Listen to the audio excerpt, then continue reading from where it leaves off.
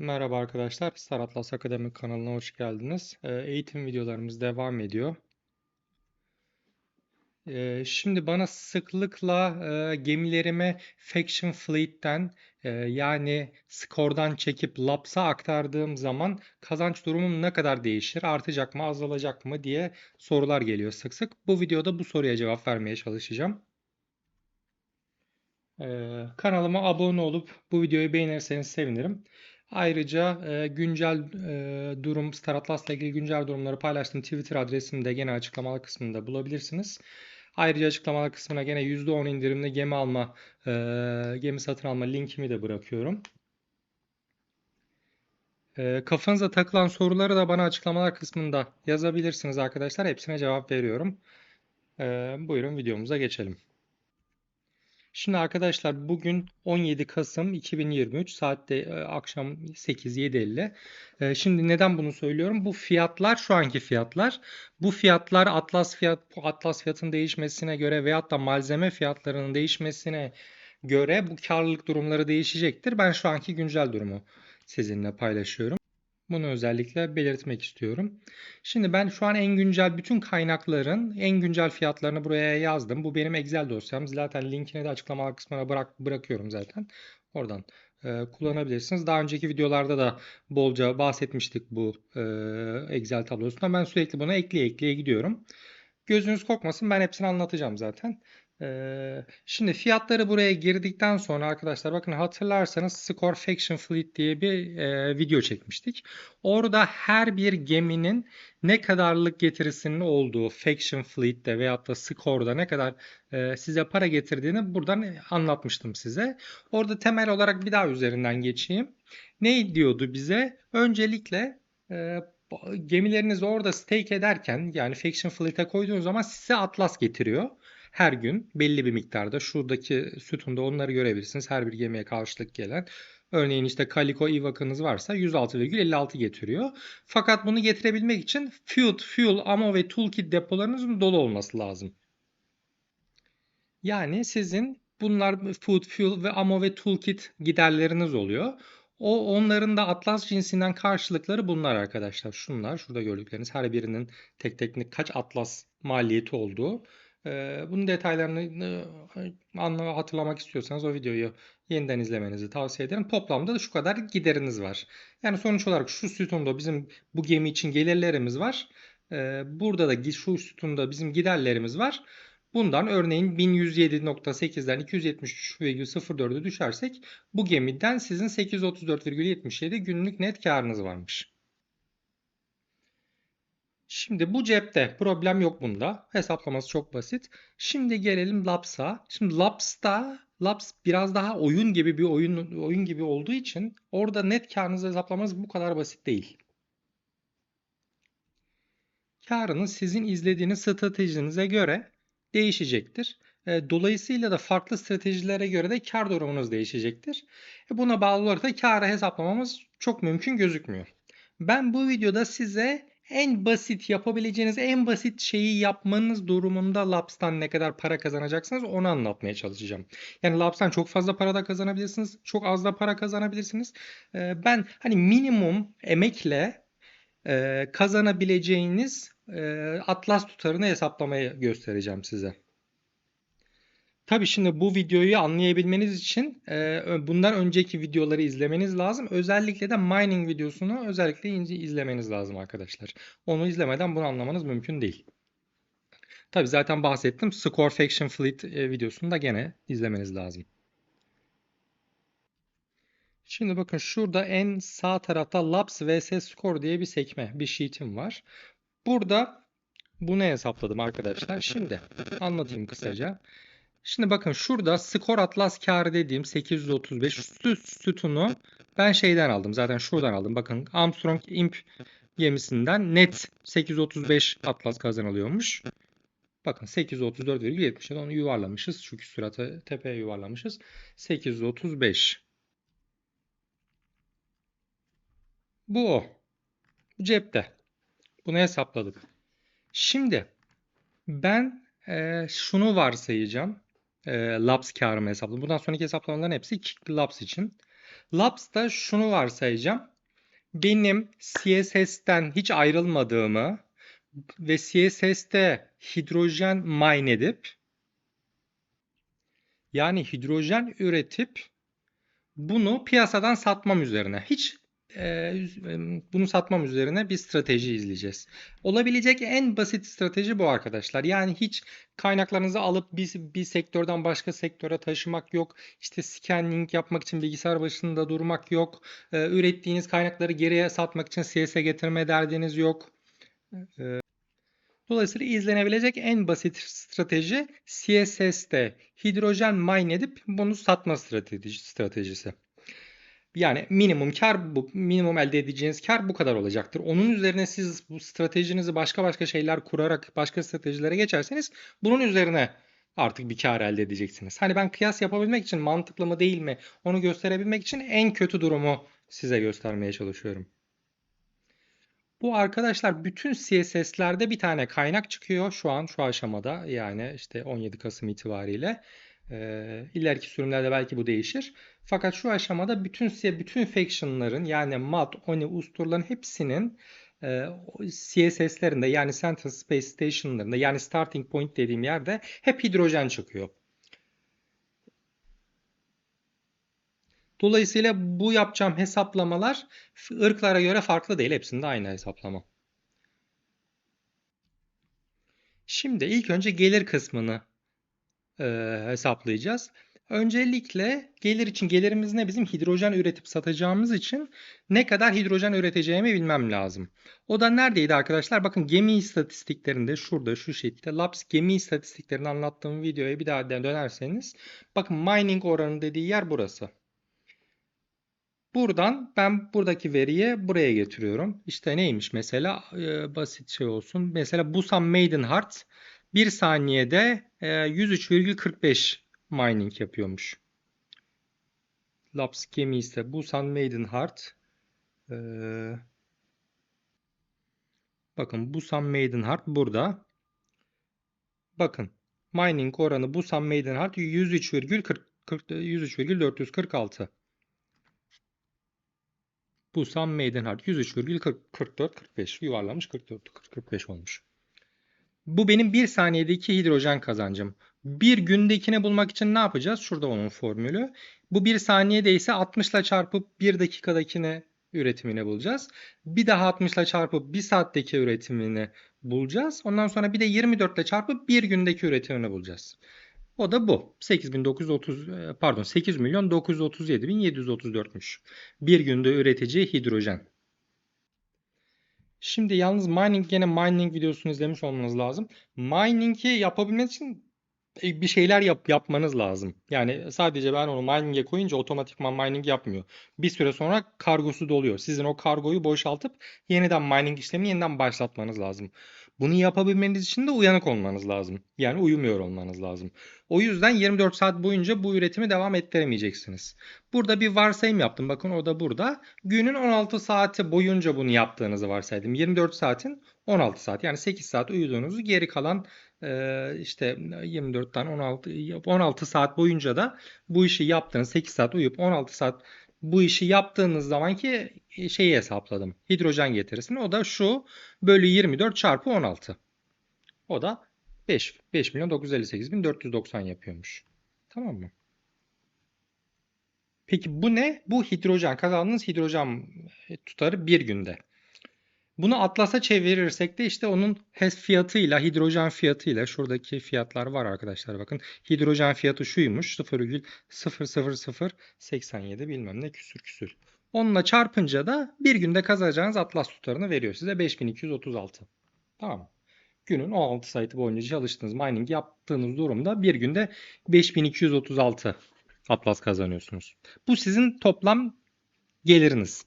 Bir de giderleriniz var. Bu giderler için de gene mining videosuna gitmenizi rica edeceğim izlemediyseniz. Neyimiz var? Temelde iki tane bizim masrafımız var. Bir tanesi ammo maliyetimiz, bir tanesi de food maliyetimiz. Bakın Busan Maiden Heart için 1 saniyede ammo maliyetimiz 5,172'ymiş. Bakalım.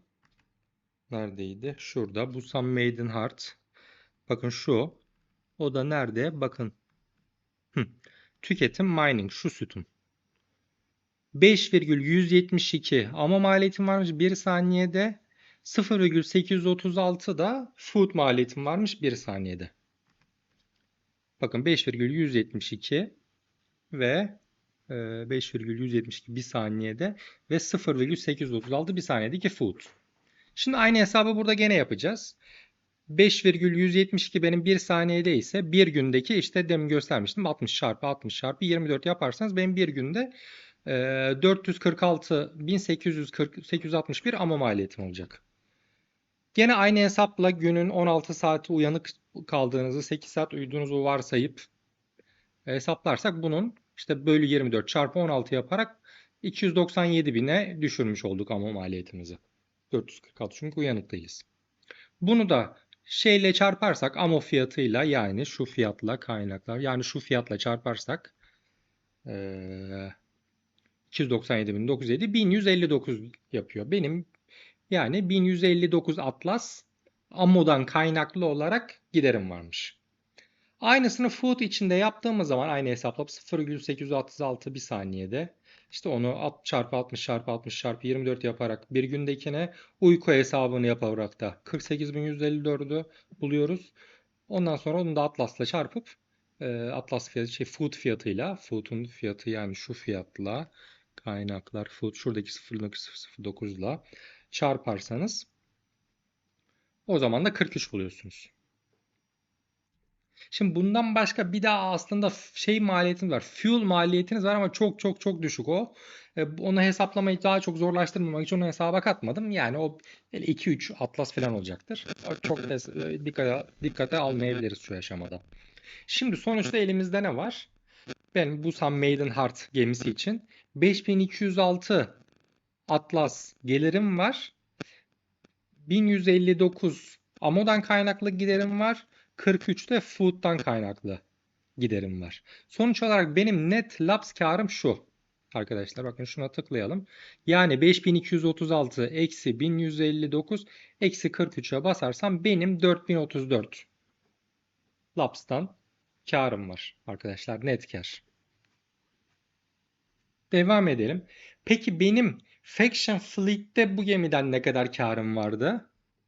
Bakın ne kadar varmış? Net 944 varmış. Ne olmuş? 4034. Kaç katına çıkmış olur da? Bakın şu 4034 bölü 944. Bakın 4 katına çıkmış. Ben bu hesaplamayı bütün gemiler için yaptığım zaman bakın bazı gemilerde çok yüksek bazılarında çok düşük. Siz artık şeylerinize göre bakın hangi geminiz varsa ona göre mantıklı mı değil mi? Yani gördüğünüz gibi bakın 52 kat olan var. Thimble Lobby. Bakın 52 katı. Onu da öyle bir geminiz varsa yani bunu burada bir atlas kazanıyormuşsunuz. Faction Fleet'te. Buraya koyarsanız Thimble Lobby bu mu? Evet. 32 kazanıyorsunuz.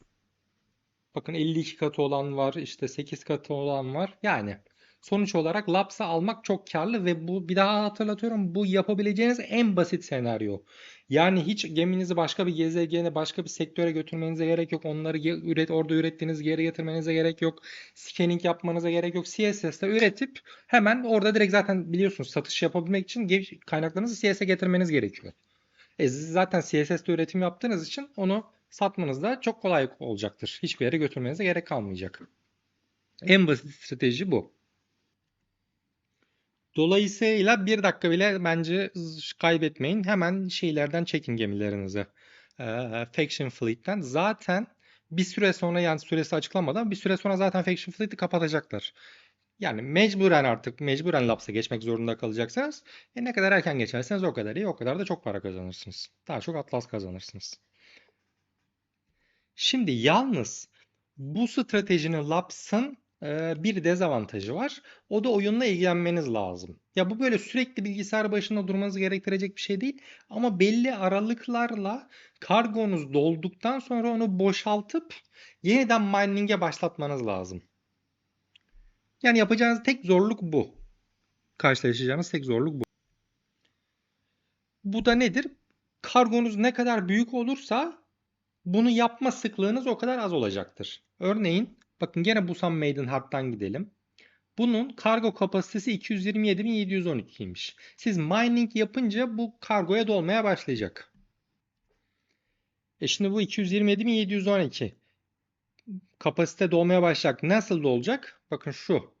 227.712'yi hidrojen 103,45'e bölersem eğer, bu bir saniyedeki hidrojen üretim miktarıydı.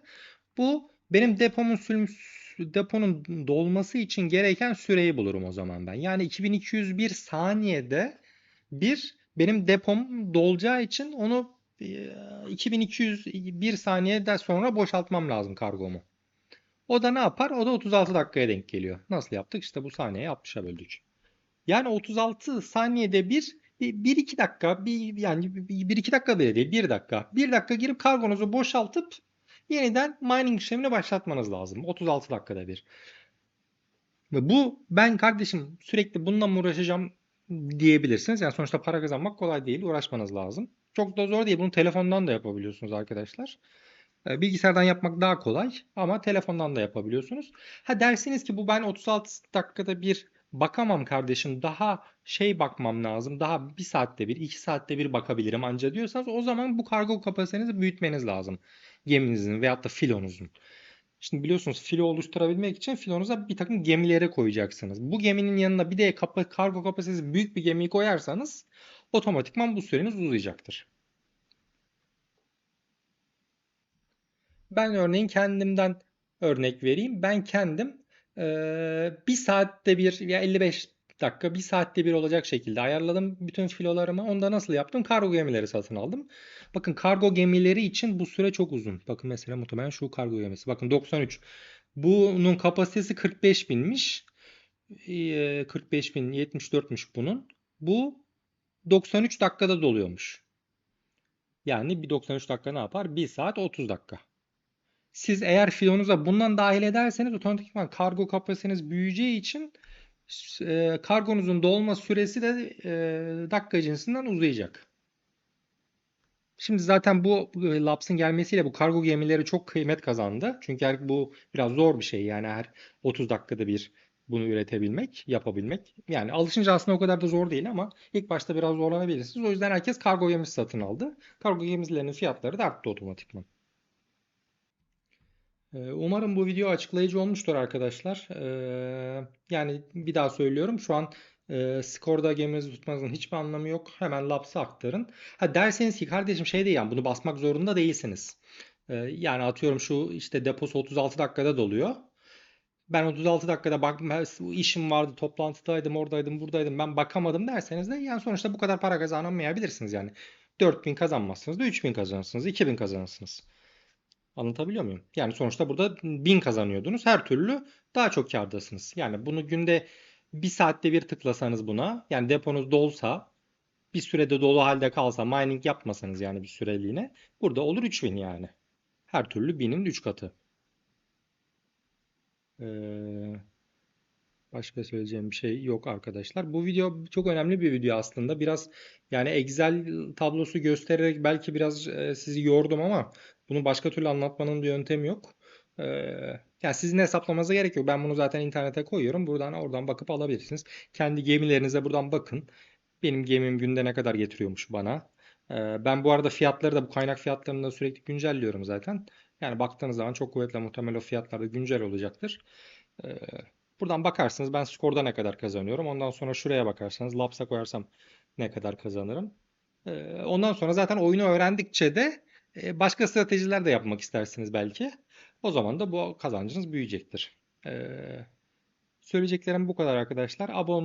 Kanalıma abone olup bu videoyu beğenirseniz sevinirim. Ayrıca güncel gelişmeleri paylaştığım Twitter adresimi de açıklamalar kısmına bırakıyorum. Gene buna ilave olarak %10 indirimle gem alma linkimi de gene açıklamalar kısmına bırakıyorum. Kafanıza takılan bütün her şeyi açıklamalı kısmına sorabilirsiniz. Memnuniyetle cevaplayacağım. İstiyorsanız Twitter'dan yaptığım paylaşımların altına da sorular sorabilirsiniz. Oradan da cevaplayacağım sorularınızı. Buraya kadar beni dinlediğiniz için teşekkür ederim. Videolarımız gene devam edecek. Daha anlatacak, çekecek çok şey var arkadaşlar. Görüşmek üzere.